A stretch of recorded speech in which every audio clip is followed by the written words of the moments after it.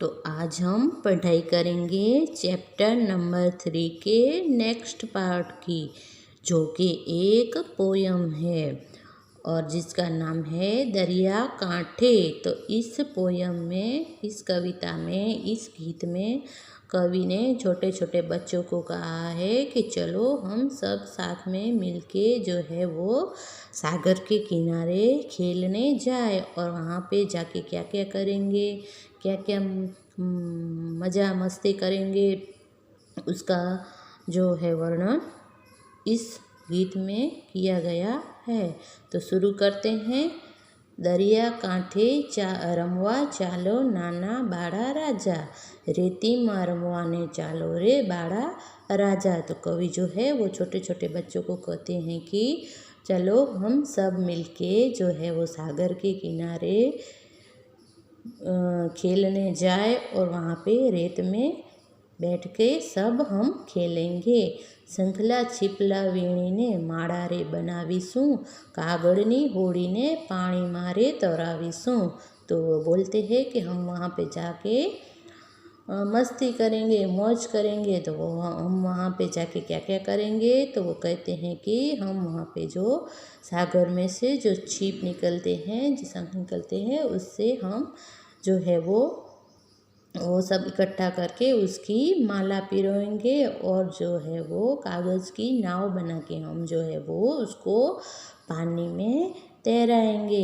मोजा साथे बाथ बीड़ीसूँ चालो बाड़ा राजा। वो बोलते हैं कि जो सागर की लहरें हैं उसके साथ हम मज़ा करेंगे।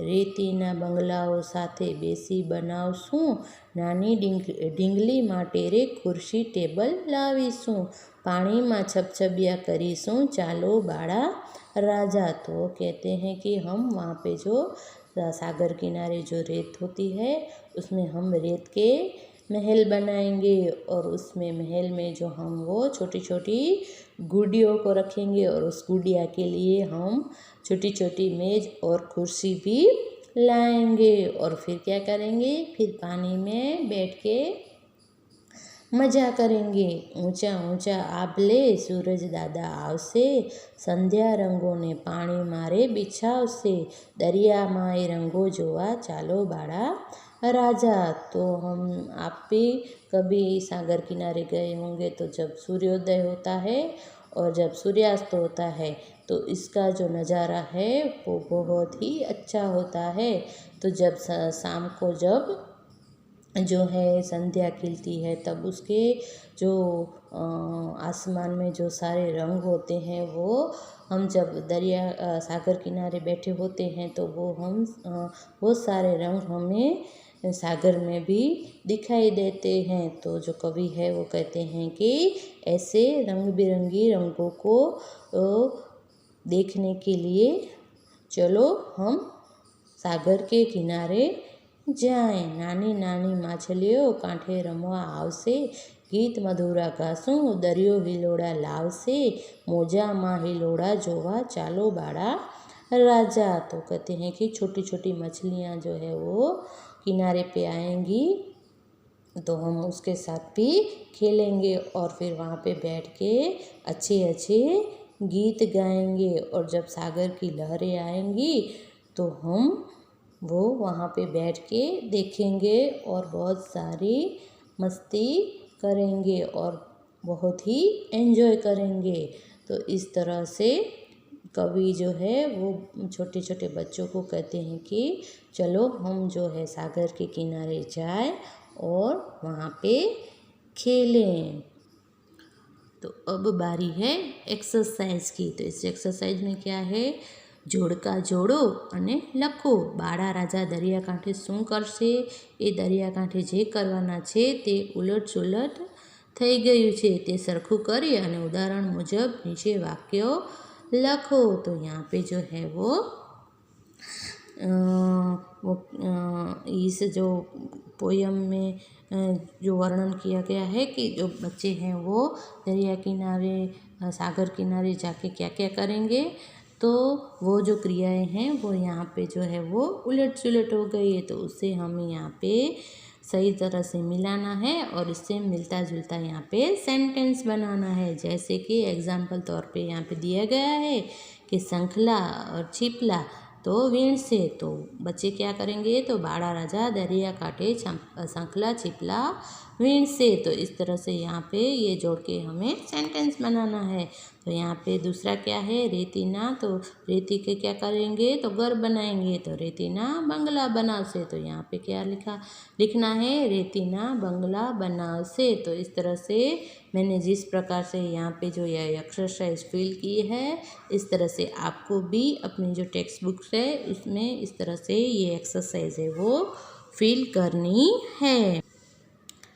फिर इसके बाद की एक्सरसाइज है तो उसमें क्या है, तो यहाँ पे जो कुछ चीज़ों के नाम दिए गए हैं और उसके नीचे जो है वो 2 ब्रैकेट्स बने हुए हैं। तो इस एक में लिखा है कि मानस बनावी सके और दूसरे में लिखा है कि मानस न बनावी सके। तो यहाँ पे जो चीज़ें दी गई है उस चीज़ों में से कौन सी जो चीज़ हैं वो हम यानी कि आदमी मानव यानी कि आदमी हम जो है वो जो बना सकते हैं, तो वो मानस बनावी सके इस ब्रैकेट्स में लिखना है। और जो हम नहीं बना सकते उस चीज़ों को जो मानस न बनावी सके ये वाला ब्रैकेट्स है उसमें लिखना है। जैसे कि शंख, तो शंख हम नहीं बना सकते, तो ये जो है वो मानस न बनावी सके इस वाले ब्रैकेट्स में आएगा। फिर छिपलू, तो वो भी हम नहीं बना सकते, तो वो भी यहाँ पे लिखना है।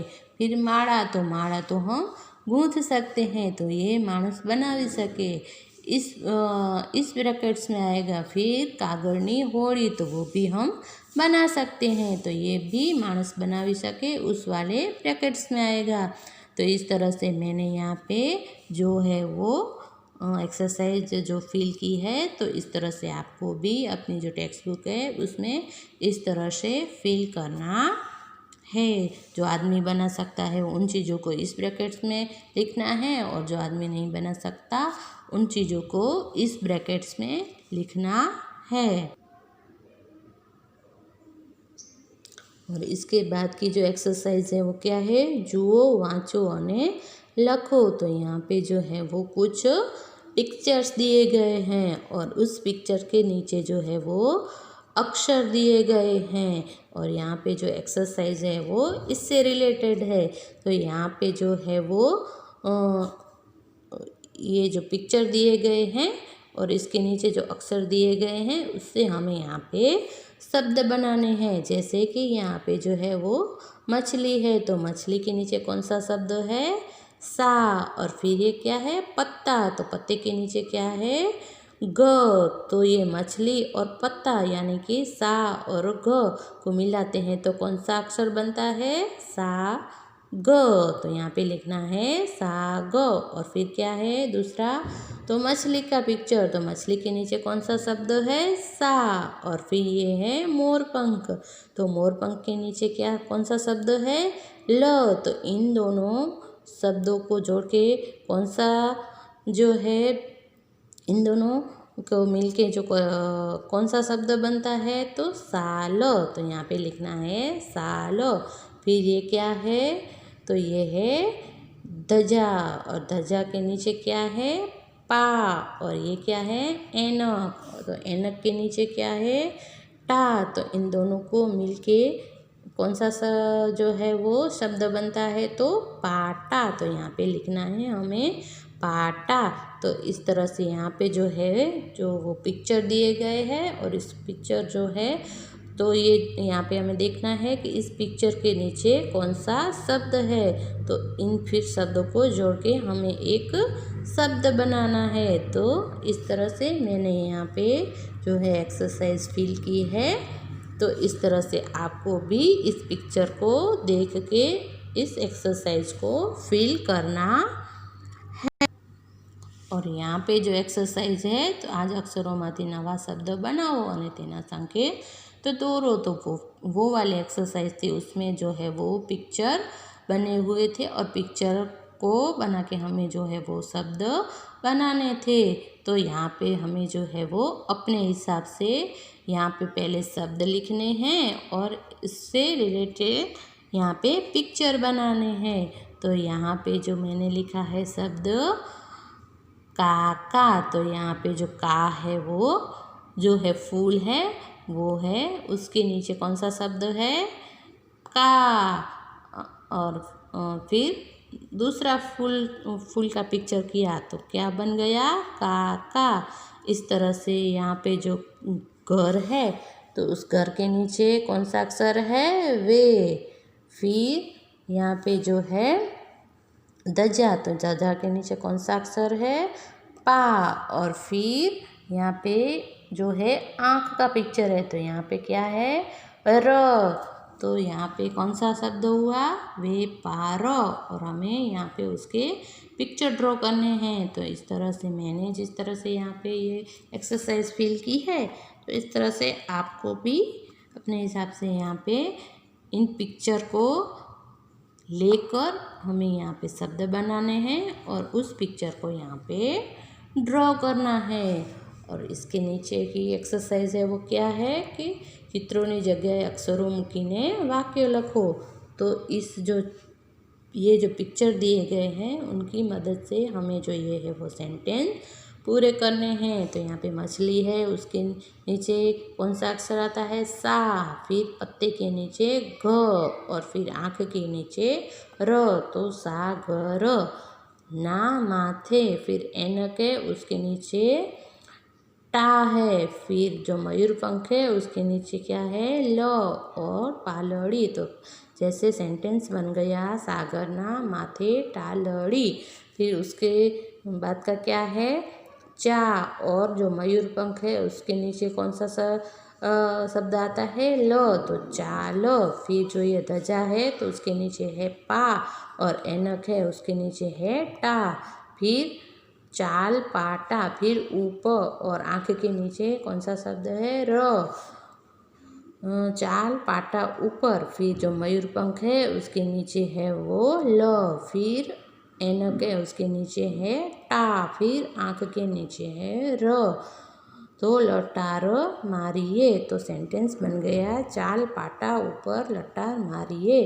तो इस तरह से जो पेज नंबर जो है 40 उस पे जो उसके ऊपर जो ये यहाँ पे जो पिक्चर दिए गए हैं वही पिक्चर दिए गए हैं और उसके नीचे जो है वो शब्द दिए गए हैं। तो उसको हमें मिलाकर हमें फिर नीचे सेंटेंस बनाने हैं। तो यहाँ पे जिस तरह से मैंने ये एक्सरसाइज फिल की है उस तरह से आपको भी अपनी टेक्स्ट बुक्स में ये एक्सरसाइज इस तरह से फिल करनी है।